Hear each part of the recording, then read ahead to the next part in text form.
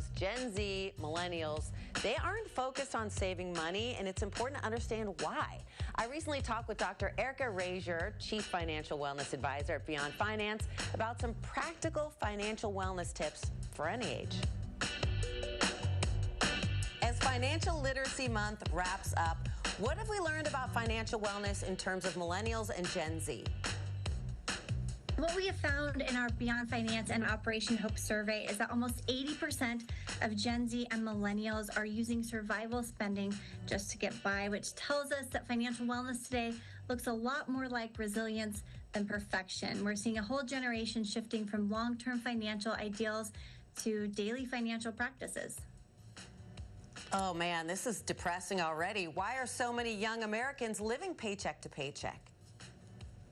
So I want to put it into context first that survival spending often reflects pressure, not necessarily poor financial choices. You know, many young adults are dealing with financial consequences of the high fixed costs that eat up most of our paychecks before we can even get ahead. So rent, groceries, student loan debt, childcare, and insurance, they leave very little breathing room. And so what some call survival spending is often people just trying to manage real needs in real time to reduce stress or even preserve some quality of life in a very expensive environment.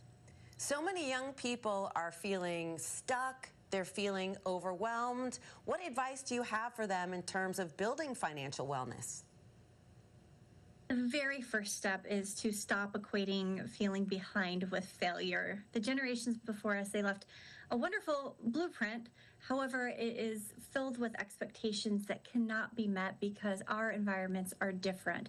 And so, when many people are responding to real economic pressure, it's important to start focusing on one small action that you can control this week, whether that's reviewing recurring bills or automating a small savings amount, no matter how much it is, or paying down one debt balance. Small wins lower stress and create momentum, but they also help reduce shame and comparison traps that come with trying to live up to the expectations of not only the generations that came before us, but also our peers. Well, you said the four-letter word, debt. What help is there for people who are just walking around with that dark cloud, over them? Even though they're young, it's hard to build financial stability if you're dealing with debt.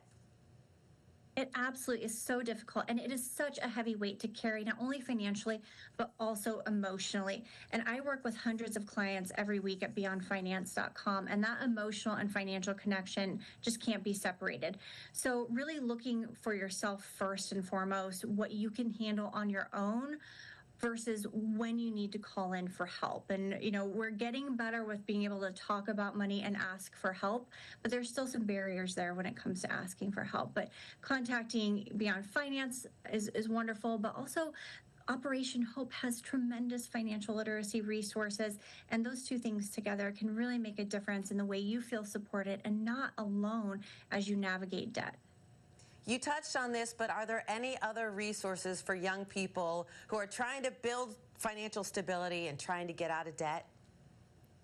So both beyondfinance.com and operationhope.org have a whole bunch of financial resources, practical tools, and guidance that is designed to reduce that stress and help you make that progress as you move forward. Thank you so much. It was a pleasure talking to you. Thank you so much.